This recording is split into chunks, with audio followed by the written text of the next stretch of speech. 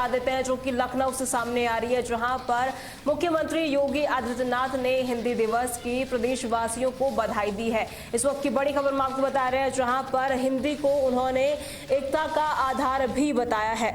उत्तर प्रदेश के मुख्यमंत्री योगी आदित्यनाथ ने 14 सितंबर को हिंदी दिवस के मौके पर प्रदेशवासियों को हार्दिक बधाई दी है। उन्होंने सोशल मीडिया प्लेटफॉर्म पर एक पोस्ट साझा करते हुए कहा कि हमारी एकता का आधार और असीमता की प्रहरी है। सीएम योगी ने हिंदी को भारतीयों को एक सूत्र में बांधने वाली भाषा भी बताया है। इस वक्त की बड़ी खबर हम आपको बता रहे हैं, जहां पर सीएम योगी ने हिंदी को भारतीयों को एक सूत्र में बांधने वाली भाषा बताते हुए कहा है कि यह हमारी परंपराओं की संवाहक भी है। ये तस्वीर आप देख सकते हैं जहां पर मुख्यमंत्री योगी आदित्यनाथ ने पोस्ट किया है और साथ ही प्रदेशवासियों को हिंदी दिवस की हार्दिक बधाई भी दी है। उन्होंने पोस्ट जारी करते हुए कहा कि इस डिजिटल युग की सबसे प्रभावी भाषा हिंदी है और साथ ही हिंदी को अपनी एक भाषा बनाए, बोलचाल की भाषा बनाए और एक डिजिटल युग में सबसे प्रभावी भाषा है हिंदी। साथ ही उन्होंने हिंदी को राजभाषा का दर्जा मिलने की याद भी दिलाता है, ये बात भी उन्होंने कही है। सीएम योगी ने ये संदेश दिया है कि हिंदी के प्रचार प्रसार के लिए एक नई ऊर्जा का संचार होना बेहद ज्यादा जरूरी है। ये तस्वीर हम आपको दिखा रहे हैं, ये पोस्ट हम आपको दिखा रहे हैं जो कि मुख्यमंत्री योगी आदित्यनाथ ने किया है और साथ ही प्रदेशवासियों को हिंदी दिवस की हार्दिक बधाई दी है। हिंदी दिवस के मौके पर प्रदेशवासियों को हार्दिक बधाई है, सीएम योगी ने ये पोस्ट किया है। साथ ही ये भी कहा है कि हिंदी हमारी एकता का आधार और असीमता की प्रहरी है। हिंदी के आधिकारिक प्रयोग वैश्विक स्तर पर भी इसकी चर्चा की जाती है। इस वक्त की बड़ी खबर हम आपको बता रहे हैं, जहां पर हिंदी को सीएम योगी ने एकता का सूत्र भी बताया है और साथ ही प्रदेशवासियों को हिंदी दिवस की हार्दिक बधाई दी है।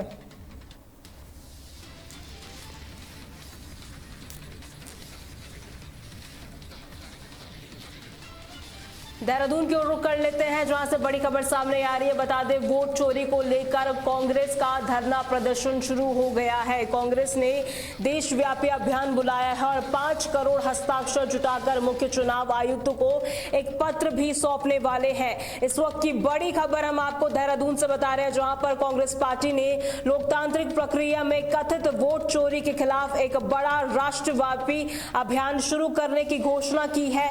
यह अभियान 15 सितंबर से 15 अक्टूबर तक चलेगा, जिसमें पूरे देश में हस्ताक्षर अभियान चलाए जाएंगे। पार्टी का लक्ष्य है कि 5 करोड़ लोगों के हस्ताक्षर जुटाए जाए और साथ ही एक मुख्य मांग, एक पत्र चुनाव आयोग को सौंपा जाए। और इस बीच कांग्रेस नेता राहुल गांधी ने भी इस अभियान को वोट चोरी से आजादी का नाम दिया है। इस वक्त की बड़ी खबर हम आपको बता रहे हैं, जहां पर फर्जी मतदाताओं को मतदाता सूची में शामिल करने और चुनावी पारदर्शिता की कमी के आरोप भी लगाए गए हैं।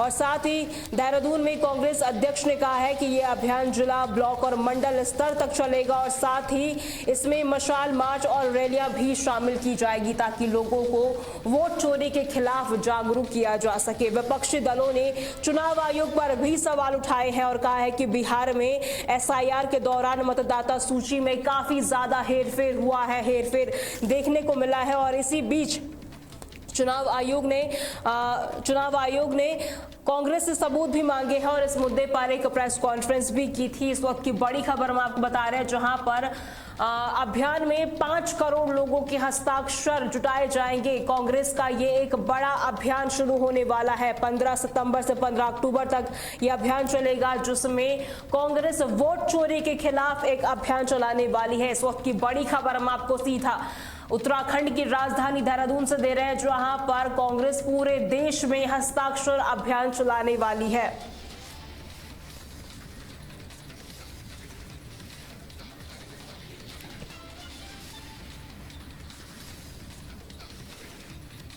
वहीं कैबिनेट मंत्री गणेश जोशी ने भी सिंचाई विभाग के अधिकारियों के साथ बैठक की है। देहरादून में ये बैठक आयोजित की गई, जिसमें विकास कार्यों की प्रगति पर मंथन किया गया।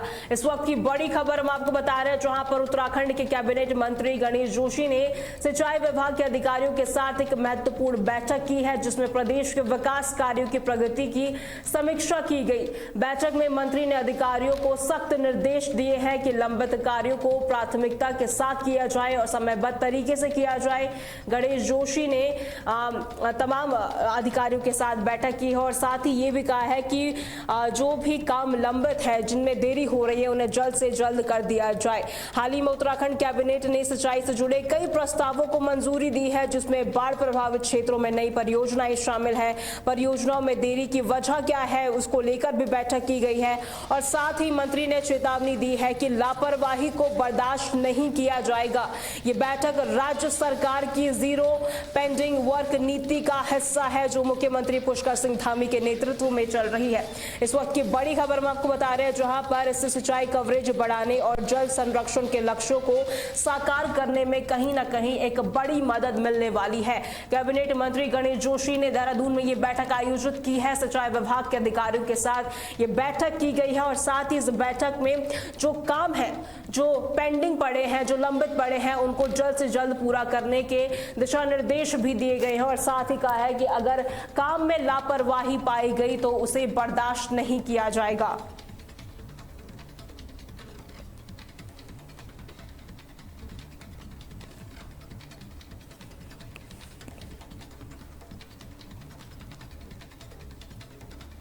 गोंडा की ओर रुक कर लेते हैं, जहां से इस वक्त की बड़ी खबर सामने आ रही है। बता दें, अवैध अस्पताल में 2 नवजात बच्चों की मौत हो गई है और जिसके बाद सीएमओ का एक विवादित बयान भी सामने आया है और साथ ही बीजेपी युवा मोर्चा ने इस बयान के बाद पुतला भी फूंका है।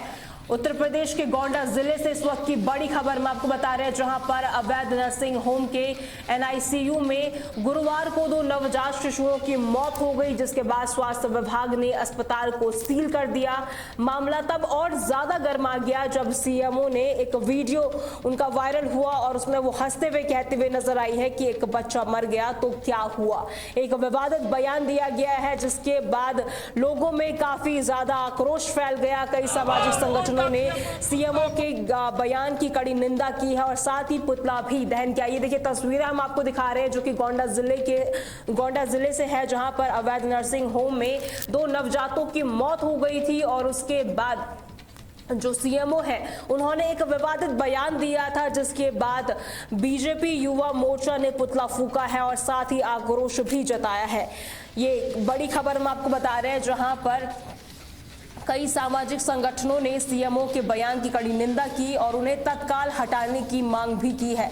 बीजेपी युवा मोर्चा के कार्यकर्ताओं ने शुक्रवार को ये चौराहे पर वो पहुंचे और साथ ही पुतला फूंका है और सीएमओ मुर्दाबाद के नारे भी लगाए हैं। तस्वीरें हम आपको दिखा रहे हैं, जहां पर 2 नवजात बच्चों की मौत हो गई थी। उसके बाद गोंडा सीएमओ के बयान से लोगों में काफी ज्यादा आक्रोश नजर आ रहा था। कई संगठनों ने सीएमओ के बयान की निंदा की है और साथ ही उन्हें पद से हटाने की मांग भी की है। इस वक्त की बड़ी खबर हम आपको उत्तर प्रदेश के गोंडा जिले से बता रहे हैं, जहां पर एलबीएस चौराहे पर सीएमओ मुर्दाबाद के नारे लगाए गए और ये मांग की गई कि सीएमओ को तत्काल प्रभाव से हटा दिया जाए।